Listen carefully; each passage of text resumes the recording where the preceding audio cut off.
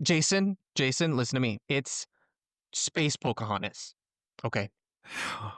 What are you talking about? Okay, look, the first one is just Pocahontas in space from John Smith's perspective. And the second one Okay. is equally insultingly predictable. And don't even get me started on the third one. Okay. I get what you're saying, but you're completely minimizing how innovative those movies are. Innovative. I point you to Star Wars, my friend. Now you're blaspheming 2 era-defining franchises? If blaspheming is speaking the truth, then yes. Blaspheme, blaspheme, blaspheme. Okay. Alright. Well, we are getting nowhere very quickly. Maybe we should just actually break this down and talk about it. Fine. Okay. Let's get into it.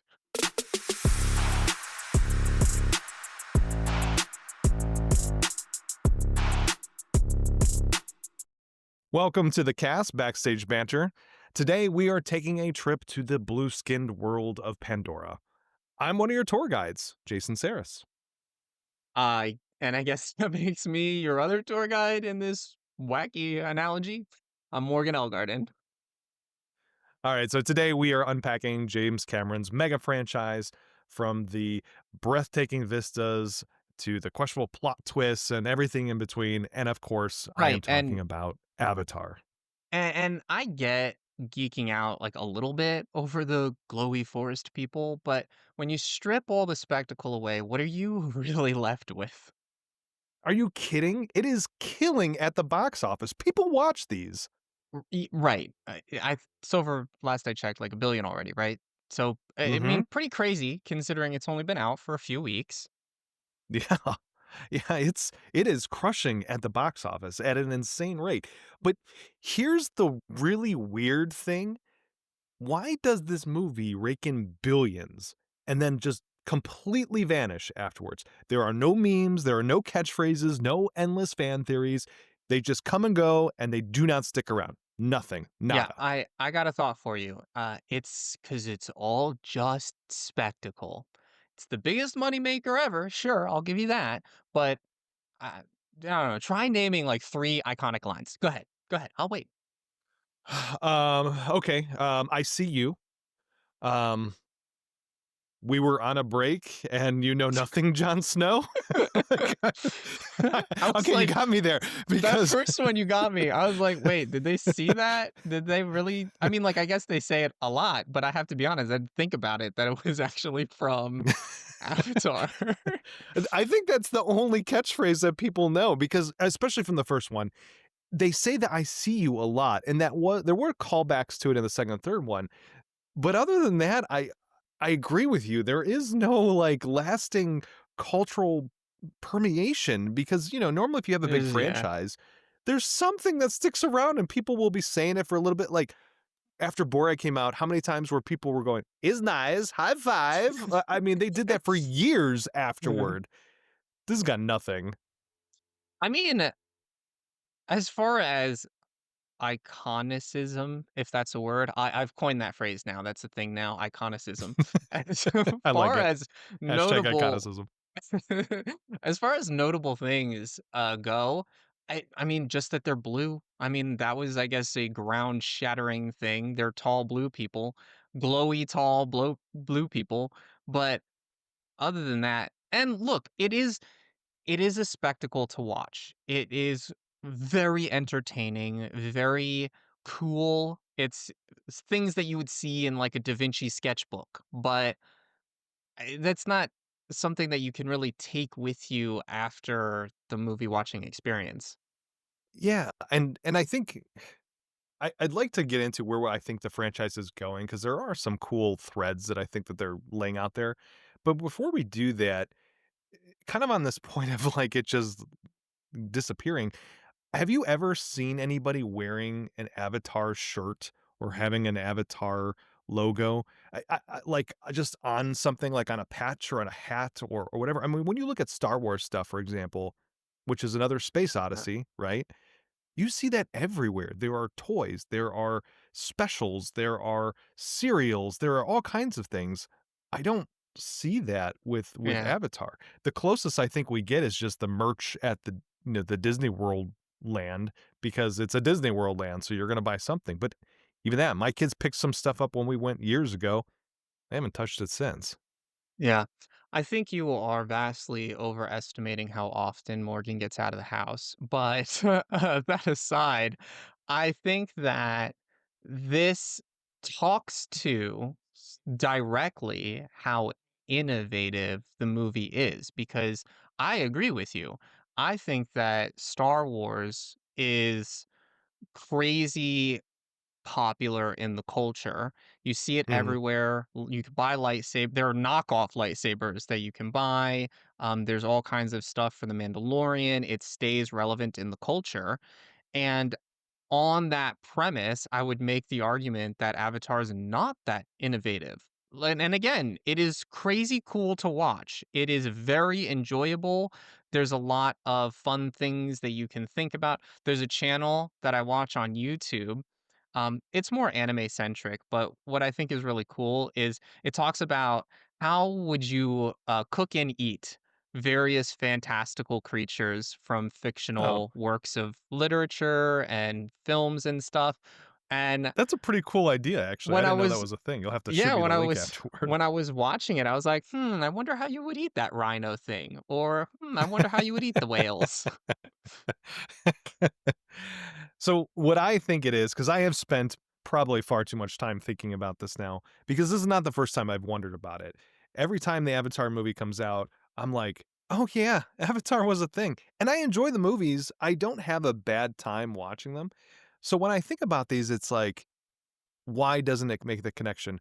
I will disagree with you that they're not, I forget the word that you used, but there is a lot of creativity to them, but it's put into the surroundings and the landscape, whatever. I mean, James Cameron Mhm. designed every aspect of the fauna and the flora Uh, and the ecosystems, so you can't knock it for not putting the effort in to create, intricate, well, yeah, like interesting or environment. let me just interject real quick because there I think there's a difference between being creative and being innovative.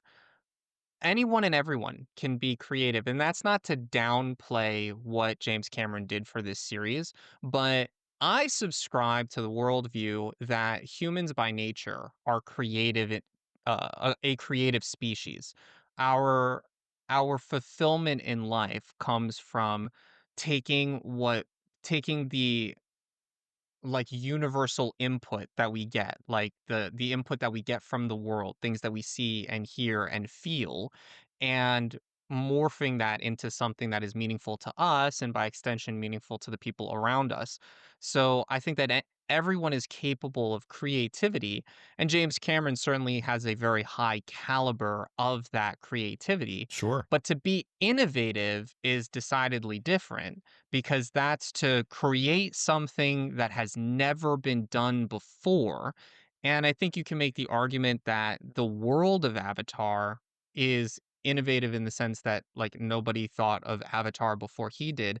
But I mean, technically every story that has some funky tweak on it would then be able to be classified as innovative. So every single movie that comes out ever could potentially be classified as innovative by that definition.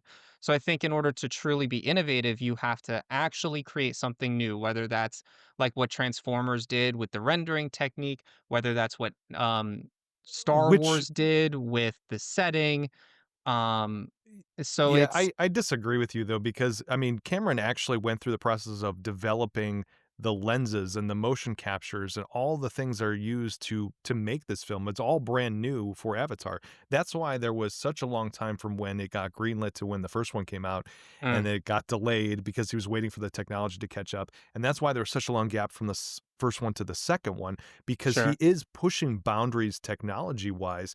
I don't think the innovation is the problem. I think that well, I kinda do, but I'll get to that in a second. Not in the traditional sense. I don't think the innovation is the problem. I Okay. think that there is not an emotional connection to these characters, and that's why they don't last afterward. And one of the problems, I think, is just to start, can you name me any character in that movie besides Jake Sully? Do you Jake remember any of Sul their damn names? it. Darn it. Neytiri. I Okay, Natsiri. Alright, I anybody know else? here's the thing, I'm, like, really bad with names, just in general, but I know there's Jake Sully, there's Neytiri, and there's the guy whose name I never know because Quaritch. Yeah. I feel like everyone in the movie says it differently. I got Jake Sully, Natiri, Quaritch, and Kitty. Like, that's it. And I only Well, remember there Kitty are other because what's I find it funny that people can't roll their R's and they either say Kiri or Kitty and can never say Petey. her name right. But all the other Interesting. ones, I have no idea. Well, Like there's the also sons, Took. Took I is the other one, but for whatever reason, I can't remember the I don't know sons' who's names. Took. Took is Who's their Took? other daughter. It's their biological daughter. The little one? Yeah, the very, very young one. Oh, okay. Yeah, I could not remember her name. But I think that that causes part of the disconnect because they're not traditional names that we remember, I so I it's actually harder. I disagree because I think that there are lots of fantastical franchises with strange names. Like Legolas is not a traditional name, but we all know who Legolas is. I think that you can Y make people care about your characters irrespective of their names, and these films just don't. Like, I didn't here's maybe this is a hot take. I didn't care about literally any of the characters until the 3rd movie. I actually think the 3rd movie, in terms of writing, is the best. I I'm struggling to remember parts of the second movie now because it was a while since I've seen it, so It's I'll have to it's take your word for it. I do it's not a remember good one. believing that the second movie was much better than the first movie, and they pushed the storytelling aspect. Because the first movie, I know you referred Uh, to it as Pocahontas, which I agree with. I've often referred to it as, Dances with Wolves in Space because that is also a yeah. Pocahontas story. A I lot just of haven't people who seen grew that up with one. Fern Gully, it's the same kinda thing. It's the same story. It is that, conqueror meets the people he's conquering, learns their ways, falls in love with their culture, and then fights with them against his own people. It's also The Last Samurai, if you've seen that one. Have you seen that with Tom Cruise? Dude, it was on my list of, like, things I could compare Avatar to, but, I decided to go with the That's a Disney great property. movie. I decided to go with the Disney property, though, because, Avatar is a Disney property. That's true, yeah. Which I have you been to the Avatar or Pandora in Disney World by any chance? No, I have not. It I have is, seen pictures, though. It's apparently quite the immersive experience. it is beautiful to look at, and it's really interesting to see how they made the floating mountains because Pandora is known in the movies as having this beautiful environment, including these big floating mountains that have waterfalls coming off them, and they recreated that in Disney World, That's and it's cool. really fascinating to kind of get behind the curtain on how they did that, because they had to use forced perspective to make these mountains look like they were much bigger than they are. They're still Sure. big. I mean, they're like 15 stories tall, but they That's look wild. much more grand because of how it was built. It's really cool. It's amazing what people can do when they wanna make an immersive experience, but I digress. I don't think we connect to Avatar in the same way as we do other things, but as far as Avatar goes, I think that they are purposely not trying to connect you to the characters, and I think that's why it doesn't have this lasting cultural impact. Not in the same way. I think that the movie is supposed to be like a 3-hour vacation where you just get lost in being there, taking a trip to another planet, another place, and stuff is going on in the meantime, but I don't think that we're supposed to really care about them the same way because it would detract from that experience. And I think that's why everybody goes to see him when it comes out and then nobody cares afterward because it wasn't the purpose. The purpose wasn't to be like, "Oh, let's go on this ride with these people." That's a secondary purpose to the franchise, I believe. And Hmm. maybe that's a hot take, but that's my thought. I mean, like, I can buy it because one of the things about going to see the Avatar movies, and it's a very theatrical framed movie because I I think that one of the uh draws to seeing the movie is that it is this fantastical experience that is Yeah. to a degree pretty immersive. And I go to see standard format because I with the rising prices of tickets, which is something maybe we'll discuss on a different episode, I can never be convinced to buy anything more than the standard price of a ticket. But I get it. Ticket prices are insane.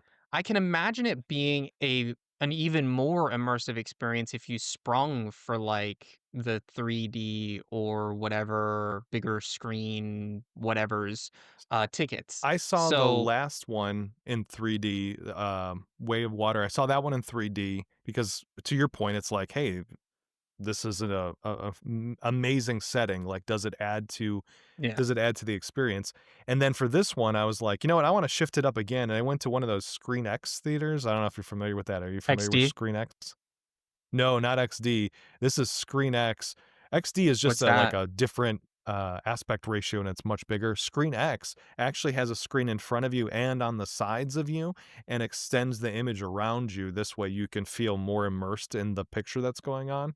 And I Okay. don't know how they do that. Like, I'm curious if they just take the regular image and then cut it on the AI. sides and then project on the side, It has to be or if it's AI. a I don't know, they started doing this a few years ago before the big AI bubble started, but it could be. I meant to look it up actually at some point because I am curious how they do that, but nonetheless, there are moments in that where you do get lost because you're seeing it all around you, which is cool.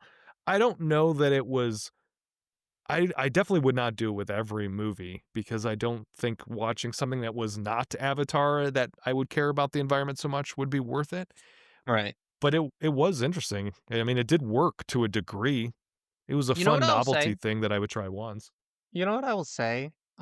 These movies, and this is credit to James Cameron, these movies have made me question my position on what is the driving force of a story because I went to traditional theater school and they talk a lot about writing as a craft and the process of Mhm, writing and how to make interesting characters and how to create an interesting plot and story. And one of the things that you hear a lot, and you can read about this in various books on acting. Stephen King talks about it in his book. You can't have a story that's about a place. All stories are about people. And these movies, these Avatar movies, to their credit, I will say they challenge that hardcore because these for movies sure. are about the place and not about the people.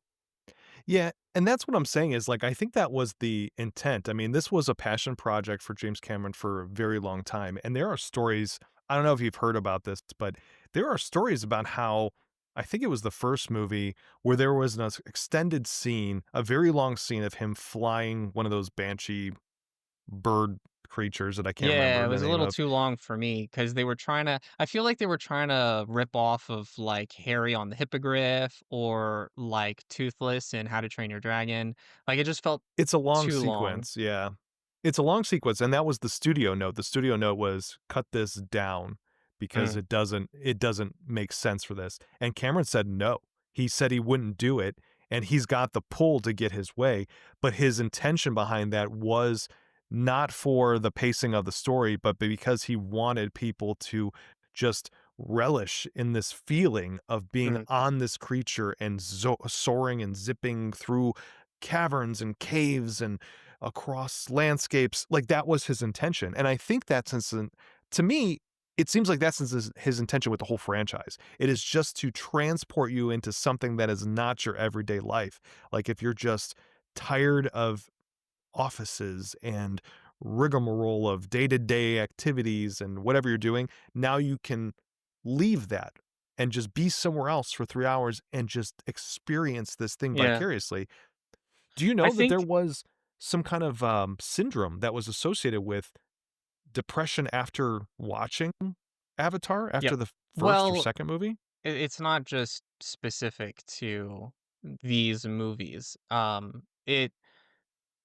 It's I don't know what it's called, but it's The one a I'm talking about is literally called post-Avatar depression syndrome or something like that. Like, it has Avatar yeah, in the that's name because it was specifically tied to these movies. People would watch them and fall so in love with the planet, not the story, not the movie, but the Yeah. planet, that they were sad then when they walked back out and it was just That's a regular s Earth again. that's a subcategory of the larger thing, and look, Probably. I'm not trying to take it away from anybody. If you identify as one of these people, I'm not at all trying to throw shade or anything, but that is a subset or a subcategorization of a larger thing of like people who, this is prevalent in people who are addicted to movies. I don't want to say specifically like cinephiles because cinephiles are just people who greatly enjoy movies, but people who are Mm. addicted to movies and go specifically for the escapism of movies,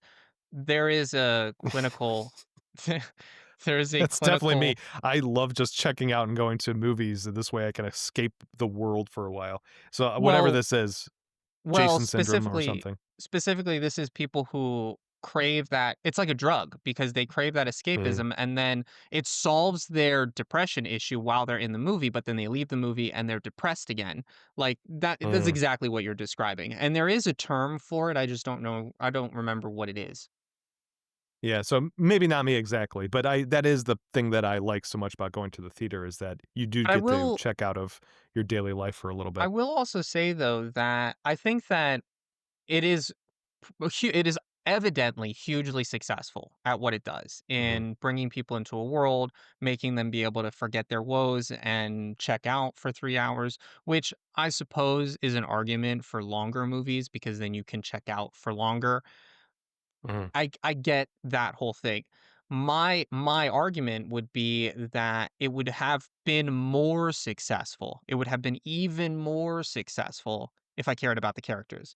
Because one of the reasons that the Yeah. Harry Potter on the Hippogriff flight is so meaningful to an audience is because we care about Harry and we experience that with him almost in his shoes. And it's just a different kind of experience that I think is superior. And that's fair, and I do think, at least I hope, but I believe that the next 2 movies are going to start to make the shift because I have theories, and maybe we can get into that then because, Let's dive there are into 2 some more movies. let's dive into some conspiracy theories, Jason. So there are 2 more movies that are supposed to be coming out, and Cameron already has framework for where these are supposed to be going, and I believe the next one is supposed to be 2029, so relatively speaking, not too far away, at least not between the That's 3 first and second one, years. which was like 8 years or something like that. So, Yeah, like, I'll take before 3 over 8. 2030 is pretty soon. But I guess for this upcoming movie, do you have an idea where you think that they're going with this? I have lots of ideas, one of which I'm surprised did not come up in the 3rd movie, so I guess I'll start with that.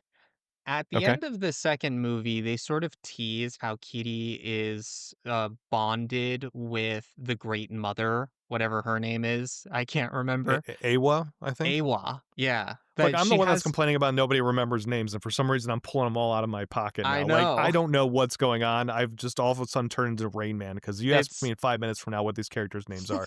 I assure you I will not remember. So it's I'm gonna crazy. ride this wave while I can. It's pretty interesting, pretty crazy, but she has some sort of bond, some sort of connection with Awa, and they sort of tease that for whatever reason, Awa doesn't wanna commune with Kitty, and Mhm. I thought my current fan theory, conspiracy theory is or was, 'cause we were sort of proved definitively that this isn't the case, that Awa was dying. That was, like, my sense, and that the reason Awa was kinda not thrilled about Kitty is because Kitty was sort of marked as the next great mother, in spiritual terms, I guess, or whatever. And that's also why she like seizes up whenever she does commune with Awa because like her power is too great for a physical vessel or whatever. And then that didn't happen. And Awa is apparently alive and well. So I maybe don't she's dying, I maybe she's not. I don't know. I can't really tell what Kitty's deal is. so I have a similar theory, or at least one that kind of falls in line with yours a bit. I think over the next 2 movies, we're going to a couple of the things that we know is Cameron has said we're gonna take like a jump in time, like 6, Okay. 7, 8 years forward. So we know that Kitty and the other kids that I can't remember the names of are gonna be older now instead of being younger characters, they'll be older characters. And with that, I wouldn't be surprised if the story shifts a little bit from being Jake Sully and Natiri as our main focal points to maybe the younger generation taking over.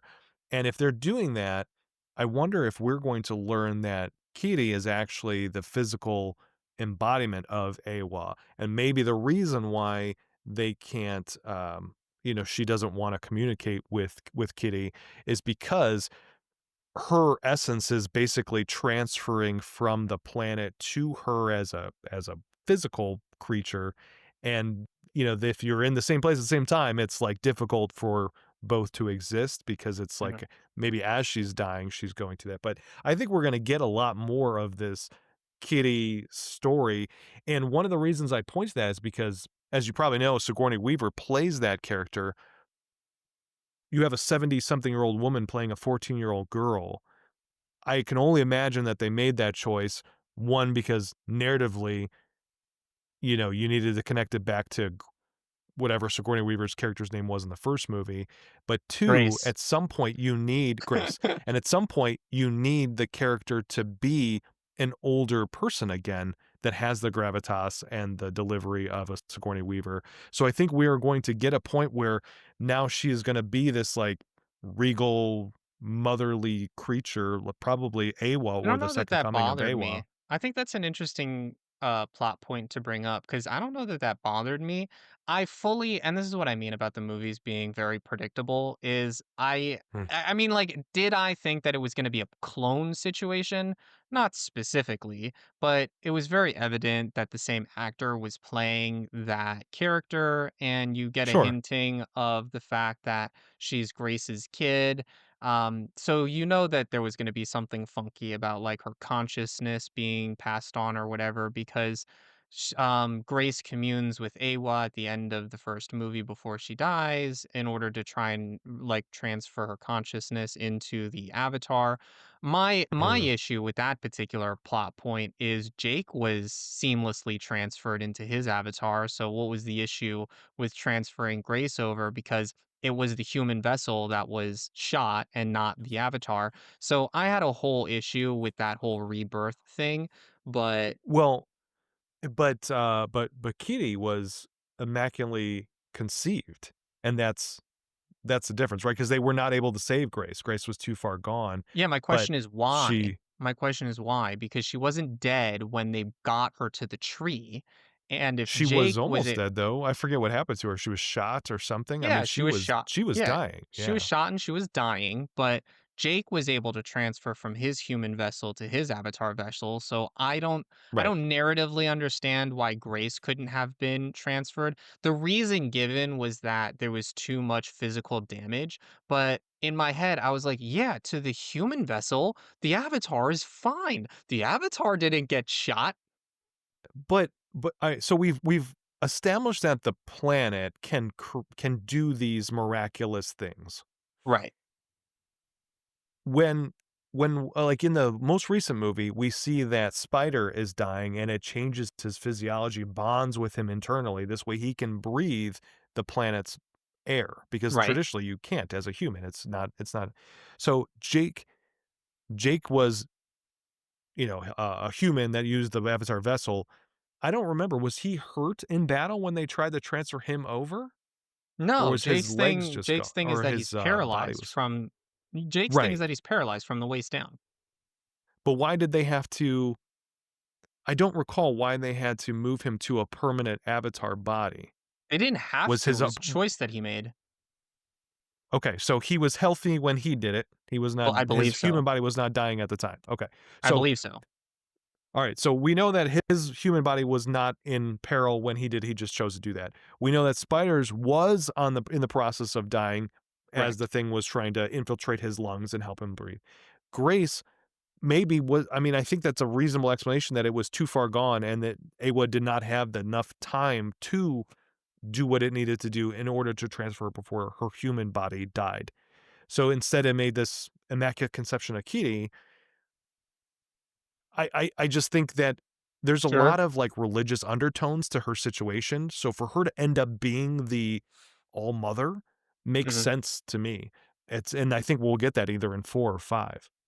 Well, I think that this is why I think that this is primarily why I'm sort of okay with it, because do I think that there are issues with it? Yes, obviously. I just explained what my issues were. But I do think the idea of a clone that is now bonded with Awa is interesting, except they've done it in a weird way where Awa, like Kitty is apparently the daughter of Awa, but Awa has it's like the Dumbledore Harry thing where, like, Dumbledore thought that by distancing himself from Harry, he was protecting Harry. This AWA thing seems to be like, "Well, I can't interact with you because if I interact with you, I'll destroy you." But so then what is Kitty's role to play then? Like, I just don't understand because it's hinting at there can't be 2 AWAs.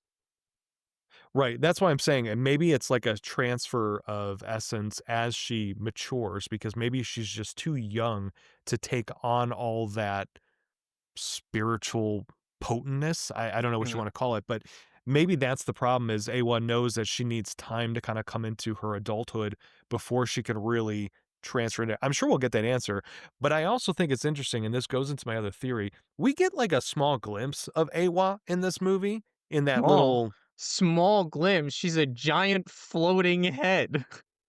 Yeah, yeah, but you don't get to see like I unless I missed it. You don't get to see it from a very, "Oh, okay, here's the whole thing," right? You No, just you see a I mean, like, very, you like, see tight her head shot. is massive. Her head was the whole size of like, Kitty was this big and AWOL was like, "Arr." Ah. But you couldn't see all of her, right? I mean, you saw the perspective, but you don't I mean, see like, we can everything from sure. my question is, did she look human to you? Did it look like a human being? It didn't look like a Na'vi to me. Well, okay. I mean, like, did sh this is such an interesting question because this gets into, I think, religious undertones, which Mm. people are gonna have a wildly varied opinion based on whatever your religious or spiritual slant is. And there's in many Judeo-Christian religions and many Western religions, gods humans were made in the image of God, or God takes on the form of man in order to make it like more palatable. So it brings up an interesting because I don't think she looked Navi. Like, I'll say that. Right, But that's what I'm saying. I don't know that she necessarily looked human either. I She think that looked she had a more human to me, and not pure human. I mean, obviously, it still looks godlike and sure, spiritual, but it looked more like a human physiology to me than it did a Na'vi, which I right. thought But was interesting. this is the point that I was getting to, which is she doesn't look Navi, which means that the Navi people are not. How do I phrase this? I think the Navi people are Are not not native to Pandora? native to Pandora, yeah.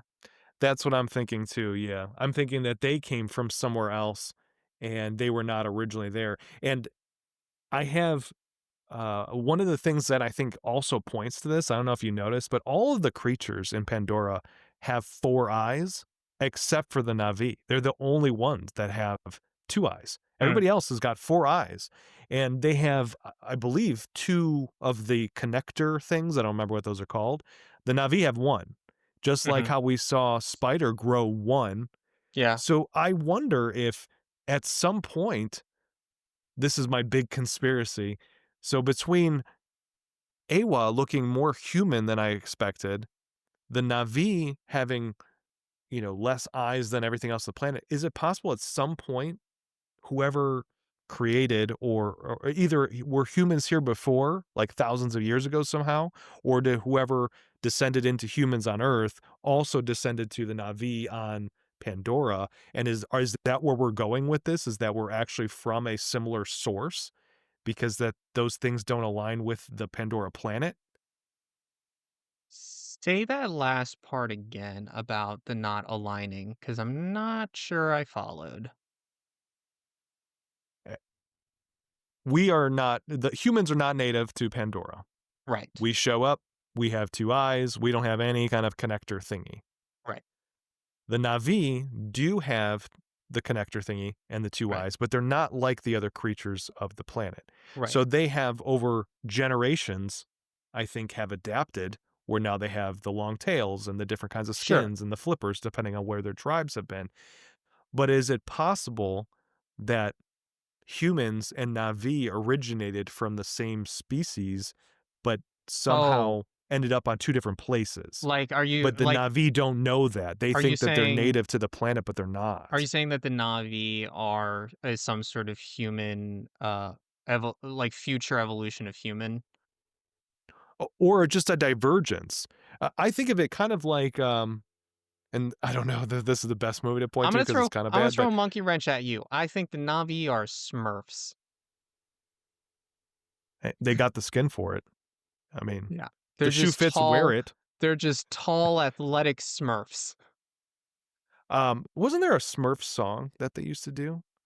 Maybe, I don't know. Can we get I haven't I don't seen a know, yeah. whole lot of the I Smurfs. Yeah, I never really cared for the Smurfs either, and this is a total non sequitur, but because you bring up the Smurfs, I just have to say I can't stand any new Smurf adaptations. Every time they try, it's like, how do we write a Okay. movie where they just shoehorn the word Smurf into any other meaning constantly? What the Smurf is that? Let's Smurf and go. Time to Smurf. I mean, they just use it anywhere, and it's so lazy, and it does not land every time. Oh, I don't know. it's I haven't seen the bane of any my of the existence is Smurfs. watching Smurf trailers. Smurfs was kind of before my time. It was on Boomerang by the time I was a kid. So Smurfs is sort of before my time, and I was amused by the fact that there are little blue people who live in a mushroom, but I never really watched it, so I don't watch any of the new Smurf stuff, so I don't know. It was never my thing as a kid because I was on, I think, towards the earlier part of my childhood. I think that's when it finally went off the air, but it was never my thing.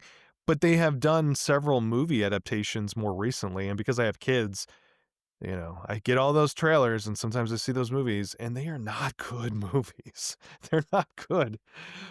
But anyway, so the Navi are Smurfs in your opinion. Great, let's go with that. The obvious sometimes, what is it? Occam's razor, sometimes the Explanation is simplest true. explanation is the correct one. Yeah. There we go. So, Is that it? Did you have more to your no, divergent human that was my theory? theory that they are not native to Pandora and maybe they originated from the same place that humans did. I think I think it's plausible. I think we'll find out. I think that other things that we will find out is I think that there are other tribes. It's going in a very Mm. everybody always not compares, but make jokes about Avatar the Blue People versus the better Avatar. So Avatar the Last Airbender being the um first use, I guess, the first cultural use of the term avatar. Not the first, but I guess like the one that became I very know what you mean. The mainstream. first Yeah, yeah. Yeah, it's so everyone's always like, well, which avatar do you mean? And there's a lot of similarities between Avatar, James Cameron, and Avatar, The Last Airbender. And the defining feature is always that, well, it's the blue one, the one with the blue people.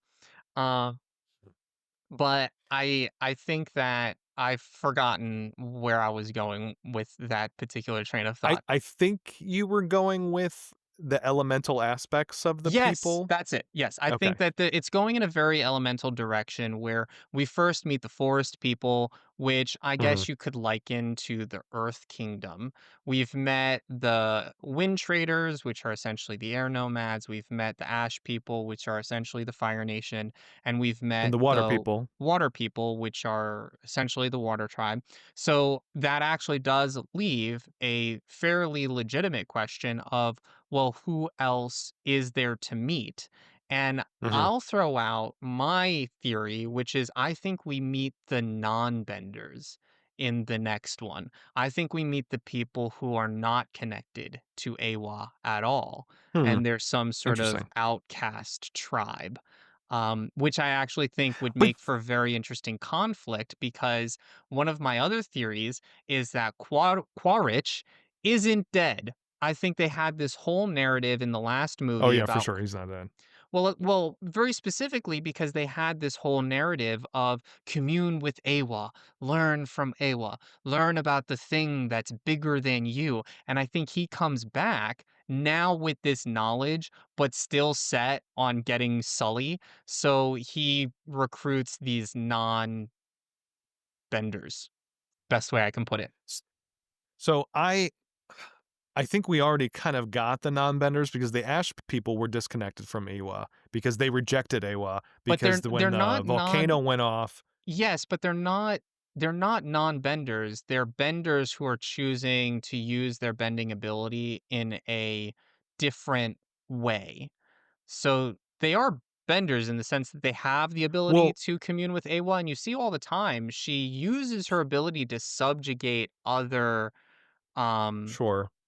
people. Yeah, I believe the Ash people used to be forest people that deflected, and then Sure. they rejected Eywa, and then they did their own thing. But I think I mean, I get where it's different. I see what you're saying. It's just these are people that were never connected in the first place versus rejecting Eywa after being connected, Mhm. which, we could get. I To me, I feel like they can serve a similar role, so it depends on what you're gonna do with it narratively. Yeah. I think we're gonna probably see more of the air people or the air traders in a Mhm. future movie, and I think we're probably still gonna get another element. Either it's going to be like a earthy rock people or maybe an ice people, but I Mm. think we're gonna get another tribe still of some other type of element.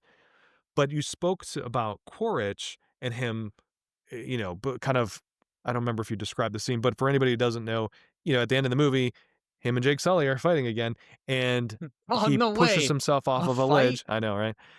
He pushes himself off of a ledge and lets himself fall, and we don't know what his status is. Fate. I assume he's going to live. I I think that you were talking about the Earth Mother and that sort of thing. I wonder if we're gonna get in the next movie, he finds a way to connect to Awa, but instead of it being like Jake is telling him to, like, "Open your eyes and accept how beautiful this planet is," he finds a way to use Awa Oh, as a tool. Like, he hijacks absolutely. the system, and Absolutely. now it's the planet versus the blue people. Instead of the clans going against each other, they may have to rally together to essentially fight Awa by proxy of Quaritch hijacking the whole hive mind planet Sure. system.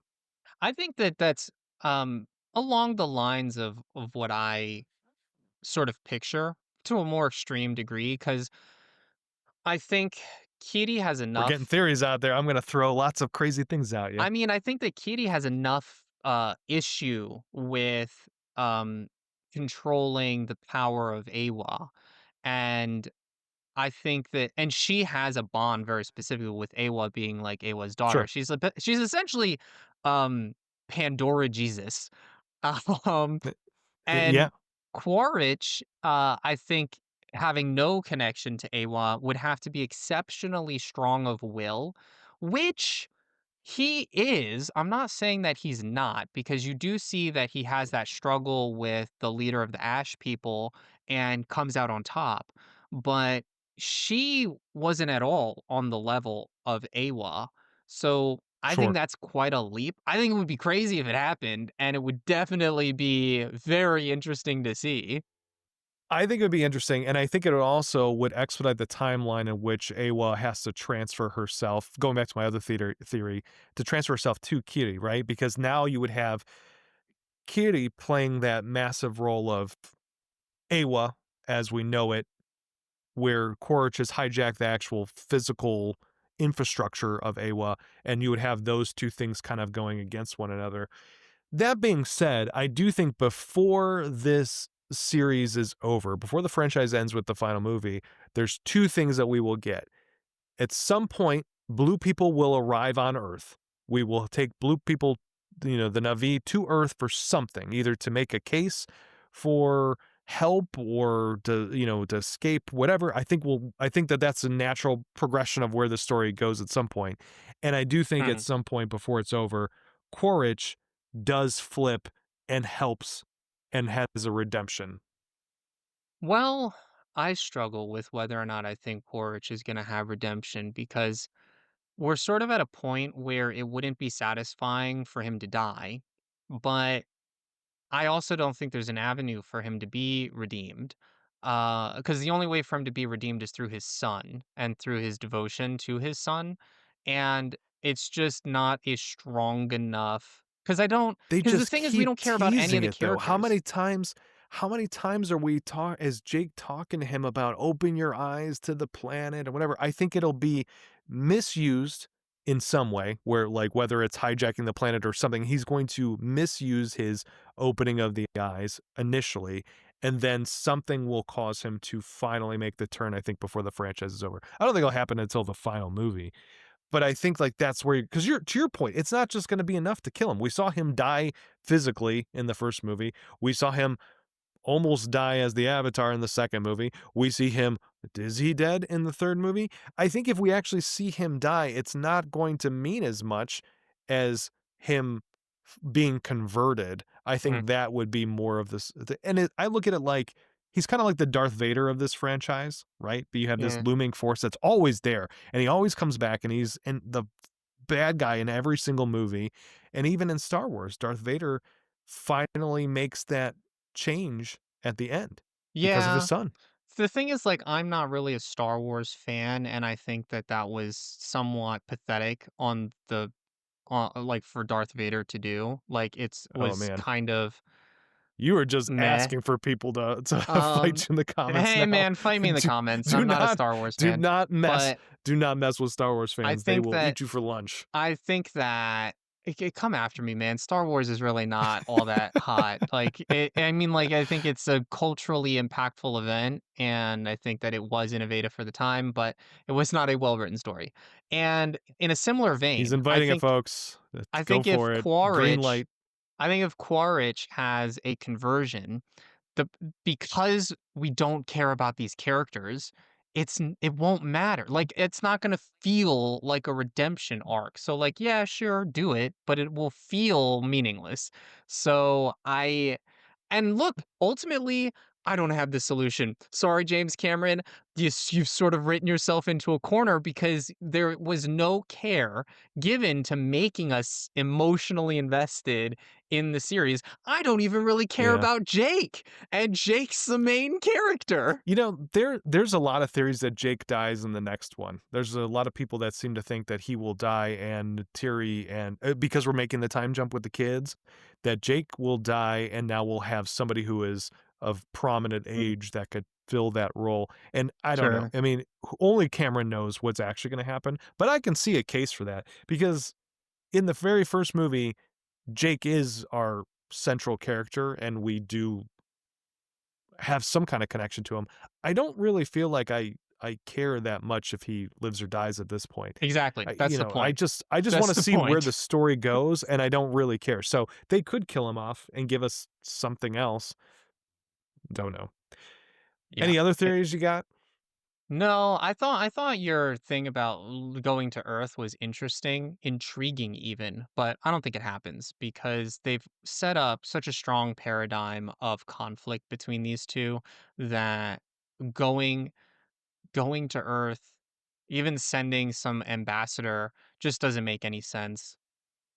I think you're gonna have to because we see that the what is it? The RDA, NDA, what do they call those the military people on that in the RDA, I movie? think. The RDA, whatever they're called, we see that they are trying to continuously push the boundaries of colonizing the planet, and they're that whole base has been basically destroyed, which is going to, I think, put us at a point where it's going to be a full on. Either the Navi are going to strike because they're like they're weak and we need to get them out of here, and Right. maybe when oh I already forgot her name Natiri. Yeah. So Natiri has been a very anti-human for the Right. most of this franchise outside of marrying one, but I think that she is, going to flip where now she's finding through her belief in Awa and that everybody should try to be, unified. So as we see the Na'vi tech and, like, basically launch the war against the humans now that they are weakened because their base has been destroyed, maybe she's gonna make a plea Um, to people to say, "Just withdraw, let's all whatever." I don't know. There's different ways it can happen, but I think that you have to get blue people on Earth for something.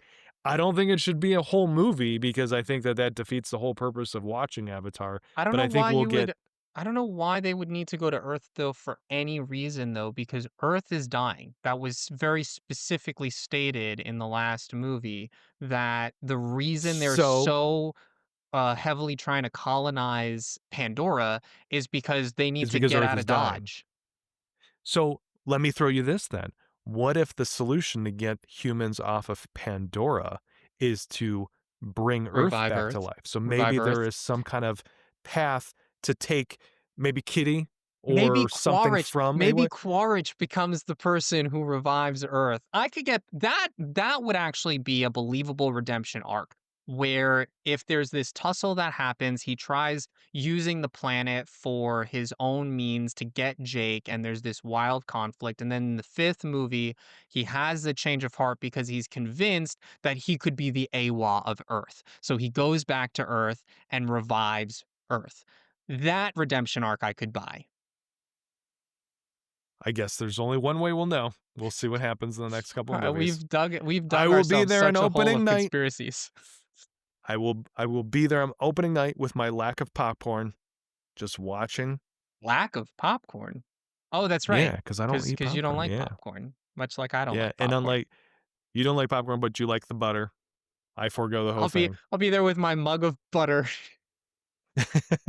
I'll get I do like those cookie dough bites that they sell in movie theaters Oh, sometimes. those Those are are good. good. Yeah, those are good. Yeah, I'll tear those up. All right, you wanna do a, quick crispy trivia before we get out of here? Crispy trivia. It's been a while since we've done a crispy trivia. It has been, and I thought it would be fun to do one where this is specifically, do you remember the second movie? Which Nope. I think you've seen more recently than I have, but I since saw we it were the kinda talking night about how Here's wait, I just wanna share this with our audience because we have this ongoing thread, this ongoing gag of Morgan never sees movies.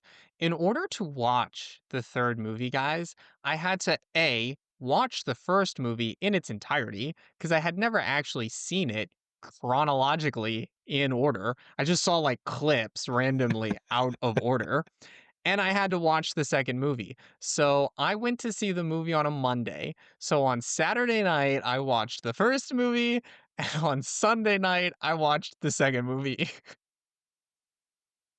so it's you should do very well at this quiz because it has been years since I saw the second movie, I'm gonna and be I honest, I assume that I probably am going won't. to well, we shall see. Can you see my screen? Did it work correctly this time? Well, did it screen share? No, I don't see anything. Oh, wait, something's changing. Nope, now Maybe I'm it's just just on a big. delay.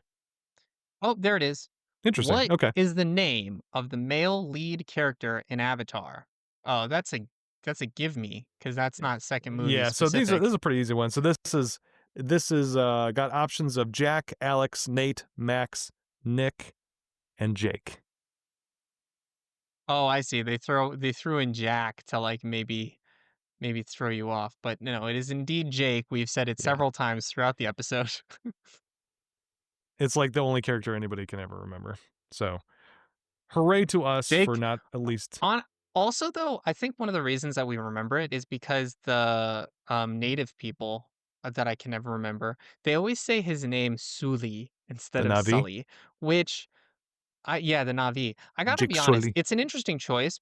It's an interesting choice because oh, we have lost Jason, folks, so I'm just gonna keep talking, but the Na'vi always say Sully instead of Sully, and it's definitely an interesting choice, but they don't particularly have an accent in the film, so it's weird. I'm not entirely sure why they do that. And Jason's back, everybody. We've rescued him from the depths of Pandora hell. Okay. All right, well, Okay, so for question number 2, we have which of these actors played the male lead in Avatar? I feel like this is another softball, but some people have what is it called, aphasia, where you can't recognize faces. Is So we have 6 actors on screen. is that a thing though? Like I know it's a thing. Uh, I know it's a thing racially, and yeah. that's gonna annoy people. But like, I have an No, that's acute actually and a condition. That's actually a condition too, for just general, you can't, like, really grasp the concept of people's faces. I think it's really called aphasia. Yeah. interesting. Unless I'm I've never mistaken met from this, anybody with that. So I haven't either, but apparently it is a small percentage of people that are afflicted with it. That's wild though. So I well, our recognize hearts most of the go out to people those in of you with this. that condition.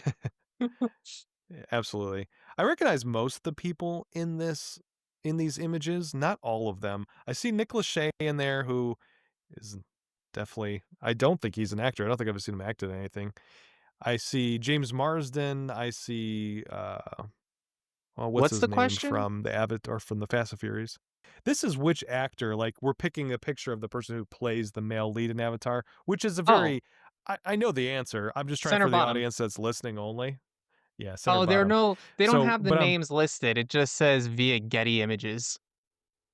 right. It's basically asking, because the movie is all blue characters, do you know who's actually behind Jake Sully? Yeah, Which and it is un the bottom center. unfortunately for those of you listening to the audio only, this is a visual question. There's 6 pictures here, Mhm. and the answer is the bottom middle. Who is Sam Worthington? We are 2 for 2, Morgan, on the "Do you remember the Way I of there Water" these are quiz here. not trivia. These are not These are not. I mean, these are total softballs. these are Alright, what is just the name of the questions. female lead character in Avatar? Do we have Linda, Neyllitra, Rayleigh, Lilanda, Natiri, Rachel, or Layra? I'm going with Rachel Rachel. I have a strong, firm belief that it is Rachel, of the of the Navi Navi tribe. tribe. Um, We know yeah, this is Natiri. yeah, we know. All right, We let's know. see if we get some trickier ones in here, because so far It's this not has gonna been a happen. little lackluster. All right, here we're getting some good. No, we're not. This is also easy. What is the name of the place of the moon where Avatar takes place? We also know this to be Pandora. I'm not even going to Oh, I didn't beat actually around the know it bush took on that place on one. a moon. I thought it was a planet, so that That's is why I actually thought it was news going to to be a me. good question just now. Because I saw that and I Th- was like, oh, maybe it's asking us what the name of the planet is that it's the moon for. And for that, I don't know that I would know that. it's a pretty big moon though, if it's a moon. Some are. I mean, Jupiter's moon Io is huge. And I Mm, think it's bigger than Earth, or at least Earth like. So yeah. a moon doesn't have to be small. All right. So it is now asking us, this is another visual question, which of these actors are in the movie Avatar, but not in the main cast of people? Um, Bryan Cranston. so we have the options of Bryan Cranston, Kevin Corrigan, Patrick Wilson, Jeffrey Donovan, Matthew Fox, and Giovanni Ribisi. Yeah, it's Geo. Yeah, is it only one? Which of Yeah, these which one of random these? So it's, actors? They're I not guess really it's asking random. one. This is a terrible quiz. I'm not gonna lie. All right, it was him who plays Phoebe's brother in Friends. Indeed. All right. Oh my gosh, these are the worst questions. What is the name of the alien species in Avatar? Is it the Shi'ar, the Tauris, the Twi'lek, the Na'vi, the Na'vila, or the Avatars? The avatars. Can you imagine if it was just that unimaginative? James Cameron spends 20 years and, like, these people, they're called the Avatars. They do Avatar things. I'm just going to write Avatar over and over again. Which actually reminds me, I forgot. I was going to ask you, when we were talking about cultural relevance, have you seen the SNL bit with Ryan No. Gosling, when they're talking about, for Avatar, like, all he does is use the papyrus font? Oh. That Have sounds you seen funny, that but bit? I don't watch SNL. If there's an I SNL bit, I haven't seen it. I g You should Blanket YouTube statement. it, because I would argue that bit has more cultural longevity than the original Avatar movie did. That's like that Didn't make it person. didn't make I that money, forget but I forget I forget who said this, but somebody on Twitter, I think it was saying, in the very near future, the primarily Star Wars content will be content about Star Wars and not actual Star Wars. which makes sense. I mean, if you're gonna try to expand the universe at some point. Well, you know what?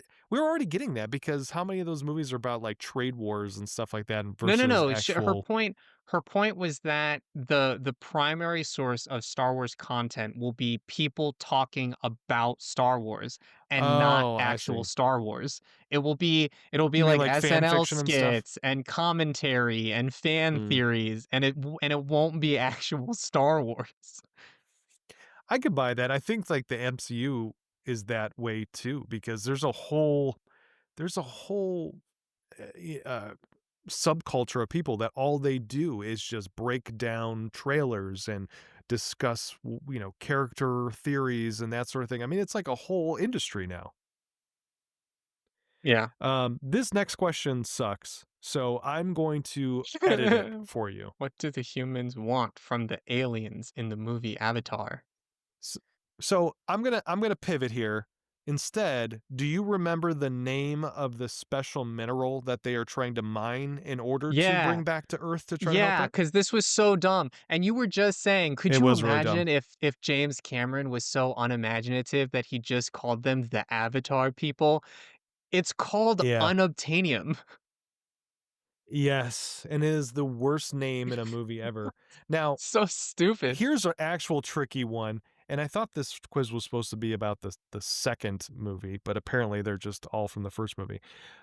But in the second movie, they are mining they're hunting those whales because they're trying to mine for their brain liquids. Do you remember Yeah. what that is called? Oh, I remember that scene, but no, I don't remember what the brain liquid is I called. I don't do know that either, it's but 80 it is million a more vial. It's 80 million a yes, vial. and it is more interesting of a name than unobtainium because that name sucks. But, yeah, so we're just gonna skip along here. Oh my gosh. Which of these actors Which played of the these villain? actors played the villain in Avatar? There we go. We got the whole thing. Oh, Martin Donovan, Sigourney Weaver, Laz Alonso, Chris Eigeman, Stephen Lang, or Michelle Rodriguez. These are the easiest questions. when do we cut our losses, Jason? Do we finish this quiz? We're almost at the end, I think. Are we? What RDA, is the we name of the man, evil these are corporation, RDA? What is the yep. first in the Avatar's the series first. How many planned of movies how are there? many? Well, Mm. currently 3, but supposedly 5. Like, how do we answer that question? What is the right answer that they're looking for? Avatar's the first in a series of how many planned movies? There's Oh, 5 so planned 5. movies. Yeah, so 5. Wow, this was that's it. That's the whole quiz. This was the worst quiz maybe we've ever seen. I don't know, the Looney I am Tunes one, which never aired, was pretty bad. that one was pretty bad too. This is close. I did not screen this ahead of time, and I need to do some due diligence on these because they are rough when they are bad. But that one had so much promise because it was supposed to be, can you remember this stuff from Avatar 2? Not a single question from that list was specific to Avatar 2. Not one. Nope. Nope. Wow, what an epic fail. Epic. So, I guess to recap, Avatar is a movie. Some a lot of people see it. Arguably A lot of people forgettable. can't tell you about it. It's I don't think it's arguable, it's very forgettable. But they're gonna keep Well, making I them mean, like, because they've for already made a I don't know, bunch of money on this last one. I don't know that I don't wanna, like, sound like I'm totally shitting on the movie because it is very fantastical. There Mhm. is a great deal of escapism to be had, and for those Yeah. people who have that condition that we talked about, I'm sure it's very meaningful to them, and, You talk The about the blue one where you have people the are post-Avatar depression post-Avatar system? syndrome or whatever, yeah, Yeah. when you slip into a deep depression, which is not specific to Avatar, but I can understand why it would perhaps be very acute for Avatar because it is quite fantastical, and the blue people are just endlessly memeable. Uh, except for I don't see any memes on them. I don't see nothing about them. But you do have a good point. I mean, More like a verbal meme. they're y- these films are very escapist. And I also don't wanna just totally trash them because I do enjoy going to see them. I enjoy them when I'm watching them and walk out of the theater like, "Yeah, that was good. That was fine." It's just that doesn't leave a lasting impression, but again, I don't think it's supposed to. I think the point is that we go there to get away from our regular world and that we get transported to this crazy place for a few hours just to break up our day, and I think that's why people gravitate towards it. And I wonder if it would have the same impact if we did care about the characters, at least in the first movie, because we're so enthralled with this new thing that we've never seen that if those were super engaging characters, then maybe that would distract from that. And I think that was the intention. And I don't think it would have made it for a bad movie. It would have made it for narratively a better movie. But I think if Yeah. Cameron's goal was to take us to a place we've never been to before and make us look in awe of this entire ecosystem, the best way to do that is not to pull us away from our attention to that with a functioning I story, I guess. I think that's a wild argument. I cannot imagine a way where if I cared more about the characters, it would detract from the grandeur of the setting. I will I point That is again a to the wild scene that we argument. talked about earlier where studios said, "Hey, this flying thing that like this scene goes on too long. It's not keeping up with the pacing of the movie. We should cut this back." And he said no. So I think you can make the case to Yeah, and say I think that was a bad choice. I think that it you is a coulda bad left it. choice for the narrative, but it is his goal to make us just it is his goal just to make us wow over the scenery. Right, but my point is that if I cared more about the people, then perhaps you wouldn't have even had to consider cutting that scene because we would have been living that moment with Jake. But I Maybe. think the studio had a very fair point that that scene goes on too long because you don't care about what's happening. It's just a Uh, rush of feeling. It's like a roller coaster that went on sure. for too long. And but at the end of the day, James Cameron is doing something right because these movies are the number 1 and the number 3 most highest grossing films of all time at this Yeah, point. And this it's 3rd true. one is on track to maybe be up there too. I mean, I wouldn't be surprised if one of these hits number 2. And if they do a re-release of anyone, yeah, game over. So he's doing something right. I can't question Big Jim because he knows what he's doing. He does. Indeed, he does. And on that note, I think that's a wrap on this week's episode of The Casts, Backstage Banter. Yes, sir. Until next time, keep the scene Keep rolling the and we'll keep the get no, the reel no, rolling. no, no. Man, I had it That's a last cut, time. I guys. had it last time. You know what the show is. Follow us on Instagram and on YouTube. And if you're watching this on YouTube already, we're also on your favorite podcast platform. Don't forget to subscribe. And yeah, any parting words, Morgan? Do you want to just scream, "That's a cut"? I know you like to do that. We'll see you on Pandora in 3 years. I see you.